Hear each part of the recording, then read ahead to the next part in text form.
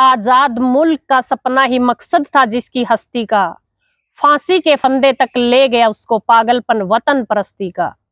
आप सभी को मेरा नमस्कार। दोस्तों, 3 दिसंबर आज ही के दिन इस वीर प्रसूता मां भारती की कोख से एक महान क्रांतिकारी ने जन्म लिया था। सबसे पहले तो उस वीर सपूत की जयंती पर 100 बार नमन करते हैं। हिंदुस्तान के क्रांतिकारियों में एक ऐसा व्यक्तित्व जिसने महज 18 साल की उम्र में हंसते हंसते मां भारती के लिए फांसी के फंदे को चूमा था।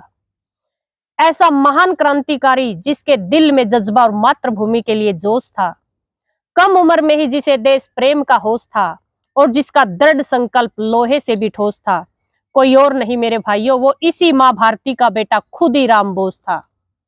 दोस्तों, जब हमारा देश अंग्रेजों का गुलाम था तो किंग्सफोर्ड नाम का एक अंग्रेज जज हमारे क्रांतिकारियों को कड़ी से कड़ी सजा देता था।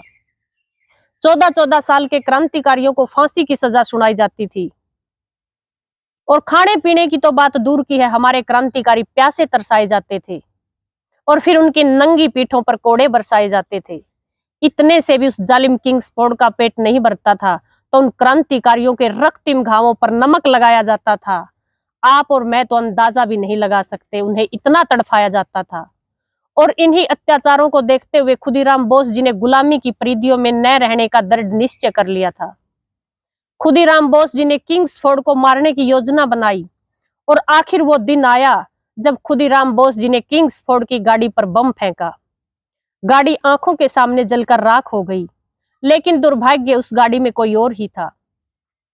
खुदीराम बोस जी को बम कांड में गिरफ्तार कर लिया जाता है और 16 साल की उम्र में फांसी की सजा सुना दी जाती है। दोस्तों, बताते हैं कि जब खुदीराम बोस जी को फांसी की सजा हुई तो खुदीराम बोस जोर जोर से हंसने लगे। इस पर अंग्रेज जज ने कहा कि शायद इस बच्चे को सजा समझ में ही नहीं आई, इसे नहीं पता कि क्या होती है फांसी, वरना आज इसके चेहरे पर हंसी की जगह उदासी होनी थी। तो इस पर खुदीराम बोस जी ने कहा कि जज साहब, ये मृत्यु तो वीरों का भूषण है, मेरे लिए ये फांसी का फंदा सिर्फ एक आभूषण है। ये तूने कैसे सोच लिया कि हम मृत्यु से डर जाएंगे? अरे एक खुदी की देख शहादत, इस हिंदुस्तान की धरती पर लाखों खुदी हो जाएंगे।